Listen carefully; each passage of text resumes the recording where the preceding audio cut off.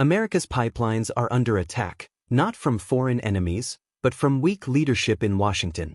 While Biden's team left a critical safety agency without a real leader, our energy security hangs in the balance. If you care about protecting America's future, you're in the right place. How this administration is going to be enforcing pipeline safety. Congress in the 2020 Act had said that more due process needed to be provided to respondents, so that was part of it. Before that series of memos from the Chief Counsel, there were public reports that numbers were down. Since then, the numbers of enforcement activities are higher. I don't think it's the numbers that matter to me. We look at, is PHMSA on the case on major incidents? Do pipeline operators recognize that PHMSA is going to deter unsafe pipeline operations? Pipeline operators absolutely know that PHMSA has that authority, and they're not thinking that this is, they're recognizing that we still face enforcement potential from PHMSA. So you're not maybe the Chicken Little exercise that we heard from the other side about the skies falling. What you're saying is that you don't think that the current numbers substantiate that allegation. Correct, and I'm not sure if numbers are the right way to do it. On the Keystone, there was a quick corrective action order telling the pipeline operator change its operations until PHMSA approved it. That's the type of activities PHMSA is supposed to do. Mr. Black, who was the head of PHMSA under the Biden administration? It was Tristan Brown, the deputy administrator. There was no confirmed administrator. Why is that? We don't know. In my time, there had never been an administration that failed to nominate an administrator. Well, I mean, we've all seen that the former president was kind of asleep at the wheel for most of his administration. So what you're saying is that there was no actual head. There was a deputy administrator, but no one that was nominated by the White House to be in the role. Correct. Is that the same today, or is there an actual? There's a nominee, Paul Roberti, from the president to be the Senate-confirmed head of PHMSA, and he had his confirmation hearing last week, and we hope he's adopted. We think it's better for PHMSA to have Senate-confirmed leadership to be able to work with the Congress. What is your understanding, Mr. Black, of the budget of PHMSA under the 2025 fiscal year? Do you know roughly what that number is? No, but I understand that the president's budget request is the same as it was in the last year. $218 million, does that sound about Yes, right, sir. for fiscal year 2025? Yes. How much of an increase do you think that is from, say, fiscal year 2023? I don't know. $73 million.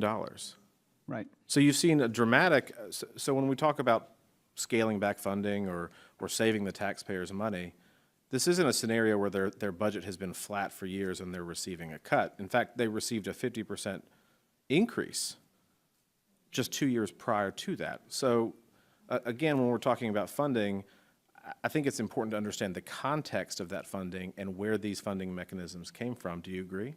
Yes. If we think PHMSA should be focused on pipeline safety, should have qualified personnel with STEM experience and pipeline operations expertise, if it takes Congress giving PHMSA extra help, we're ready to have them do that. We want PHMSA to have the resources that it needs. To do the job of the original mission, Focus on perhaps. pipeline safety, yes. Correct, not the other ancillary things. I mean, they've kind of become a de facto EPA, if you will, under at least the Biden administration. The emphasis was not there, right? There were congressional mandates, say, on idled pipe that were just not issued during the last administration, and they bungled the implementation of the Pipeline Safety Technology Demonstration Program. We hope that this PHMSA will be focused on the right things. Thank you for that. Ms. Miller, one example of PHMSA regulations not keeping pace with modern day conditions is the class location regulations, which have not been updated in about 50 years.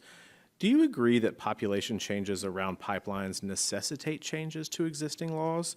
And would those changes enhance pipeline safety? We believe that there are opportunities to ensure that risk assessments, including cross location analysis, is done to ensure that the right priorities are and resources are made available for the highest priority safety results. So yes. Thank you. PHMSA should also integrate efficiency and flexibility into the regulations to incentivize PHMSA to modernize. Would PHMSA integrating more integrity management principles into class location regulations elevate safety standards across more miles of pipelines? We believe it would. Performance-based measures across not only interstate pipelines, but also for gathering and local pipelines would matter as well. Thank you for that, Mr. Chairman. I yield back. Thank you. Welcome back to Jace Manois. Before we dive in, make sure you hit that like button, subscribe, and ring the bell so you don't miss when we break down the stories the mainstream media doesn't want you to see. Now, I just watched this hearing and let me tell you, it says a lot about how Washington works and, more importantly, how it fails. The discussion was all about pipeline safety and PHMSA, the agency that's supposed to keep our pipelines running safely. But here's the kicker. Under the Biden administration, there was no confirmed leader running this agency. Just a deputy administrator filling in. Think about that. No real head at the wheel of an agency responsible for something as critical as our nation's pipelines. That's not leadership, that's negligence. They want us to believe enforcement was weak, but the reality is the numbers don't always tell the story. What matters is whether pipeline companies actually fear consequences if they cut corners. And when push comes to shove, the agency had authority and used it, like with the Keystone incident. So this whole narrative that safety enforcement has collapsed? That's just political theater. But here's where the real problem lies.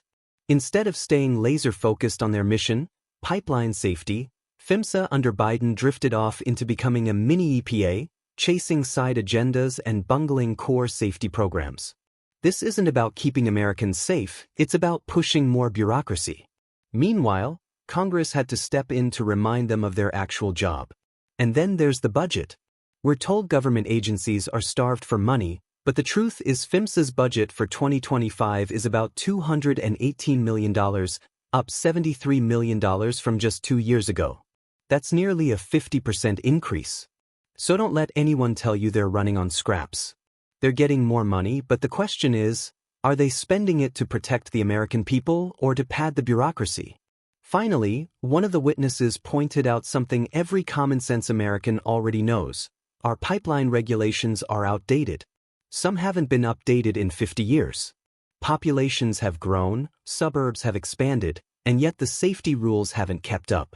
Instead of virtue signaling and bloating government, how about we modernize the rules, use integrity management, and make sure pipelines are safer, stronger, and more reliable for decades to come? At the end of the day, this hearing showed exactly what we've been saying all along. Under Biden, the priorities are backwards. Agencies are bloated, leadership is absent, and the American people are left to hope nothing goes wrong. What we need is accountability, focus, and a government that puts America's safety and energy independence above politics. If you agree, don't forget to smash that like button, subscribe to Jace Manois, and share this video so more people hear the truth. I'll see you in the next one.